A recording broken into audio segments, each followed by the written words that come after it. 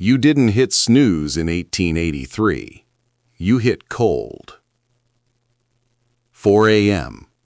The chuck wagon cook, cookie to the dozen men he fed, was already up, grinding coffee beans between two stones, or sometimes, according to trail accounts, using the back of a rifle stock. The sound was your alarm clock. The smell was your motivation. And here's the first bridge between their world and ours: coffee. Not as caffeine delivery system, but as ritual.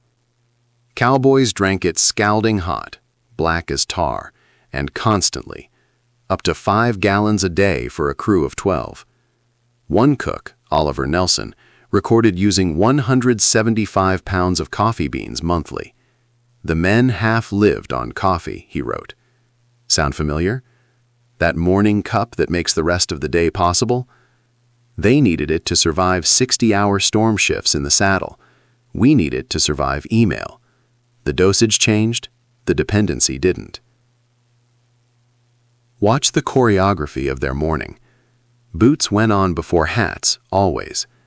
A man might sleep in his clothes for weeks during a drive, but the order of dressing mattered. Hat last. Head covered, you're ready to face the day. Then, the wash, or rather the lack of it.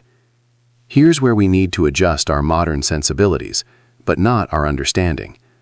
Cowboys and frontiersmen didn't bathe daily. Water was too precious, too hard to heat, too far to haul. A sponge bath from a basin, if you were lucky.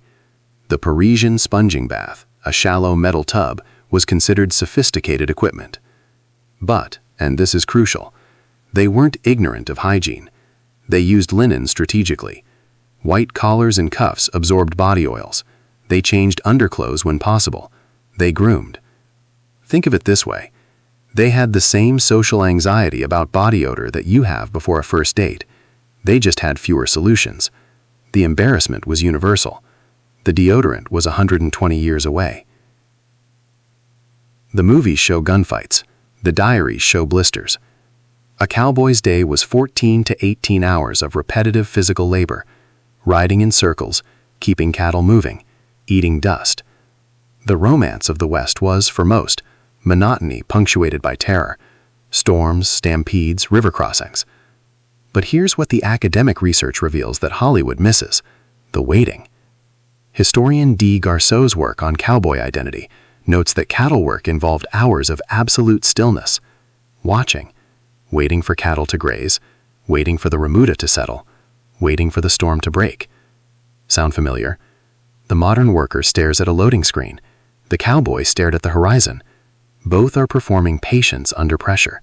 Both are being paid $25 to $40 a month plus found, food and bed, to endure tedium with alertness. The body language of waiting hasn't changed. The slumped shoulders, the 1,000-yard stare, the mental escape to somewhere else while remaining physically present. They were the first gig economy workers, really. Seasonal employment, no benefits, paid only when the drive succeeded. The foreman was the app algorithm, dispensing opportunity unequally, favoring the top hands who proved themselves. Breakfast: sourdough biscuits, bacon, called sowbelly, and beans. The sourdough starter was a living thing, carried in a jar, fed and tended like a pet. If it died, the bread died. The cook's starter was his resume. Lunch, often eaten in the saddle. Dried meat, jerky drier and less seasoned than ours. Hard biscuits that could break teeth. Dried fruit. Dinner, more beans. Maybe beef if a cow had gone lame. Sometimes a cobbler made from dried apples and crumbled biscuits if the cook was skilled. The diet was starch, protein, and caffeine, engineered for caloric density, not pleasure. Yet pleasure was found. A fresh egg traded from a farm wife. A cactus pear, the first peach of summer. This is the universal human trick, finding luxury in scarcity. The frontiersman who hadn't tasted sugar in months found a spoonful of molasses transcendent. The modern worker who deletes 200 emails finds a single handwritten note precious. Same neurological hit, different inventory. While men moved across open range, women moved through closed circuits. Historian Glenda Riley's work on the female frontier documents days that make our hustle culture look like vacation. Up at 5, build the fire, haul water, breakfast, wash clothes by hand, sometimes using homemade lye soap that burned the skin, churn butter, thousands of pounds yearly for market, sew by hand with tiny stitches that had to survive years of washing, garden, preserve, doctor the sick, birth the babies, teach the children. And if you were near a settlement, you might be cooking for 18 to 20 single men, miners, cowboys who paid for board. One woman, Mary Jane Megquire, wrote from a California mining camp, "I make the biscuit, then I fry the potatoes, then broil 2 pounds of steak. I bake 6 loaves of bread, then 4 pies. I do not go to bed until midnight and often until 2 o'clock." She added, "If I had not the constitution of 6 horses, I should have been dead long ago." The emotional resonance here is immediate, the invisible labor, the work that doesn't end when the shift ends. The second shift that sociologists documented in the 1980s existed in 1882, just without washing machines. Abigail Scott Duniway, an Origin pioneer, described herself as a general pioneer drudge with never a penny of my own. The words sting with recognition. The gender pay gap, in a sense, started here, in the assumption that women's labor was domestic, and domestic labor wasn't currency. But perhaps the most relatable aspect, the loneliness. The U.S. Postal Service was the internet of the 1880s. By 1889, there were 59,000 post offices. A letter from Arizona to California, 400 miles of rugged terrain, could arrive in 4 days. Cowboys wrote home, frontiersmen wrote east. The letters that survive are heartbreaking in their ordinariness. How is the crop?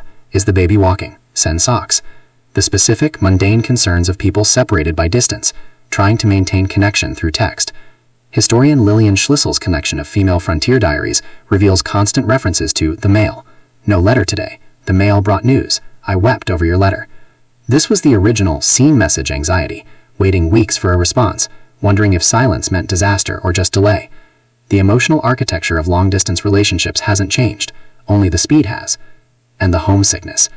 Irish immigrants on the frontier told stories of fairy magic that transported them home for a night to eat potatoes by their mother's fire before returning to America. The stories were folklore. The longing was real. So what made it bearable? The same things that make your Tuesday bearable. Music. Cowboys sang. They carried harmonicas. The songs were about home, lost love, and cattle. Country music's DNA unchanged. Games. Cards in the bunkhouse, dice. The gambling that got men fired was the same dopamine hit we get from our phones. Novelty, risk, distraction. Sunday. Even the irreligious observed it as a day of rest when possible, a day to repair gear, write letters, wash clothes. The Sabbath was the original weekend, socially enforced time off. Sugar. Candy in the mail. A stick of peppermint in the Arbuckle coffee bag, used by cooks to bribe cowboys into grinding beans. Who wants the candy tonight? The first performance incentive. Clean clothes. The sheer pleasure of putting on a shirt that didn't stand up by itself. The sensory relief of cotton that wasn't impregnated with trail dust. These aren't historical curiosities. These are the universal human strategy, finding pleasure in small increments when large pleasures are impossible. The frontier didn't make people different. It made them more obvious. So why tell this story? Why trade the myth for the mundane? Because we're living through our own frontier, the digital frontier, the gig economy, the remote work that isolates us, the climate instability that threatens our food security, the collapse of old social contracts. The frontiersmen woke up not knowing if the weather would allow planting. We wake up not knowing if the algorithm will allow employment. The uncertainty is the same. The adrenaline is the same. The coping mechanisms, community, ritual, small luxuries, must be the same too. They survived through interdependence. The cook who was also doctor, barber, and letter writer. The neighbors who raised barns together. The mail that connected isolated homestead from Swindenburg.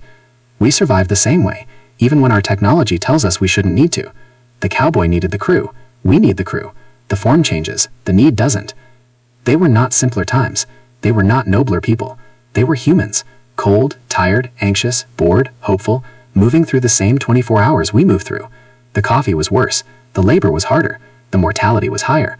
But the experience of being a person, of needing comfort and connection and meaning, was identical. When you drink your coffee tomorrow morning, remember, someone in 1883 performed the same ritual for the same reason. When you check your messages hoping for word from someone you miss, remember, someone waited weeks for the same relief. The frontier closed in 1890, officially. But the human frontier, the daily struggle to find meaning in ordinary labor, to maintain connection across distance, to find joy in scarcity, remains wide open. We are all still just trying to get through the day, and in that we are not separate from them. We are them, with better plumbing.